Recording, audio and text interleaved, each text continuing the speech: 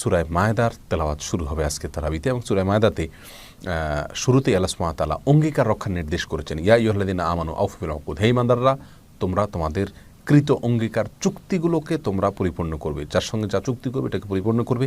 এবং একই আয়াতে পাশাপাশি আল্লাহ সুবহানাহু ওয়া তাআলা বলেছেন উহিল্লাত লাকুম বাহিমাতুল আনআমি ইল্লা মা ইউতলা আলাইকুম, তোমাদের উপরে চতুষ্পদ জন্তুকে খাওয়া হালাল করা হয়েছে, তবে যেগুলো নিষেধ করা হয়েছে সেগুলো বাদে।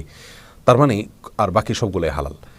এই সূরার শুরুর দিকে আল্লাহ সুবহানাহু ওয়া তাআলা আরেকটি গুরুত্বপূর্ণ কথা বলেছেন, ওয়া তাআওয়ানু আলাল বিররি ওয়াত তাকওয়া ওয়া লা তাআওয়ানু আলাল ইসমি ওয়াল উদওয়ান, ভালো এবং কল্যাণের কাজে তাকওয়ার কাজে একে অন্যের সহায়তা করো, আর মন্দ কাজে কেউ কারো সহযোগিতা করবে না। অতএব এখান থেকে পরিষ্কারভাবে বোঝা গেল যে কোনো কল্যাণের কাজে আমরা সহযোগিতা করতে বাধ্য, আর যে কোনো অকল্যাণের কাজে আমার সহায়তার হাতকে আমি গোটাতে বাধ্য, এটা আমার জন্য জরুরি, আল্লাহ তাআলার নির্দেশ। এরপরে সূরা মায়দার তার পরবর্তী আয়াতে আল্লাহ সুবহানাহু ওয়া তাআলা কী কী জিনিস আমাদের জন্য হারাম সেই লিস্ট বলেছেন। হরিমাত আলাইকুম মাইতাতু, মৃত বস্তু আমাদের জন্য হারাম করা হয়েছে, রক্ত হারাম করা হয়েছে, শুকরের গোশত হারাম করা হয়েছে, আল্লাহ ছাড়া অন্য কারণ নামে যে সমস্ত পশু জবাই করেছে সেগুলো হারাম করা হয়েছে, এবং গলায় ফাঁস লেগে বা অন্য কোনো কারণ উপর থেকে পড়ে টড়ে গিয়ে যেগুলো মারা গেছে সেগুলো আমাদের জন্য হারাম করা হয়েছে। সে বিষয়ে আলোচনা করে আল্লাহ সুবহানাহু ওয়া তাআলা এই আয়াতের একেবারে শেষের দিকে বলেছেন, আল ইয়াউমা আকমালতু লাকুম দীনাকুম ওয়া আতমামতু আলাইকুম নি'মাতি ওয়া রাদিয়াতু লাকুমুল ইসলামা দীনা। এটি সূরা মায়দার ৩ নম্বর আয়াত। মুফাসসিরিন ইকরাম বলে থাকেন যে এই আয়াতটা হলো কোরআনে কারিমের বিধান সংশ্লিষ্ট সর্বশেষ আয়াত, অর্থাৎ এ আয়াতের পরে আর নতুন কোনো বিধান আসেনি। আর এ আয়াতে আল্লাহ সুবহানাহু ওয়া তাআলা বলেছেন, আজ আমি তোমাদের প্রতি দিনকে পরিপূর্ণ করে দিলাম, ইসলামকে, এবং আমার নিয়ামতকে তোমাদের প্রতি পরিপূর্ণ করে দিলাম, আর তোমাদের জন্য ইসলামকে দিন হিসাবে মনোনীত করলাম। তো এই আয়াতটি এ প্রসঙ্গে অনেক কথা হাদিসে বর্ণিত রয়েছে, এবং ওমর রাদিয়াল্লাহু তাআলা আনহু সহ অনেক সাহাবী এই আয়াত সম্পর্কে মন্তব্য করেছেন। এটি আরাফাতে নাজিল হয়েছে, হজের সময় নাজিল হয়েছে, এবং খুবই গুরুত্বপূর্ণ একটি আয়াত ছিল।